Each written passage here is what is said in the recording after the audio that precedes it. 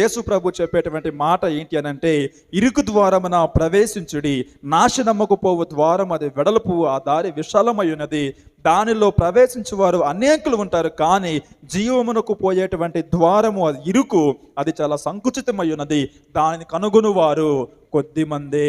యేసు ప్రభు యొక్క జీవం అనే మార్గాన్ని కనుగొనువారు కొద్దిమంది, అందులోనికి వెళ్ళాలనుకునే వాళ్ళు కూడా కొద్దిమంది. ఎందుకు? కారణం ఏంటి అని అంటే, ప్రభు అనేకమైన ఆజ్ఞలను మన ముందు ఉంచుతాడు. అవన్నీ మనం ఇష్టపడి అంగీకరించి పాటించినప్పుడే మనం ఏం చేస్తామంటే ఆ యొక్క మార్గాలకు వెళ్ళే అవకాశం ఉంటుంది.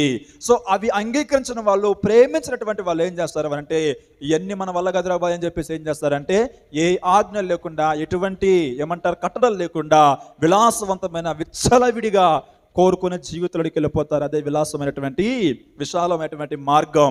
అయితే చివరకు ఆ మార్గము మరణానికి దారి తీస్తూ ఉంది. ఇరుకు మార్గం నుంచి చివరికి ఏం చేస్తుందంటే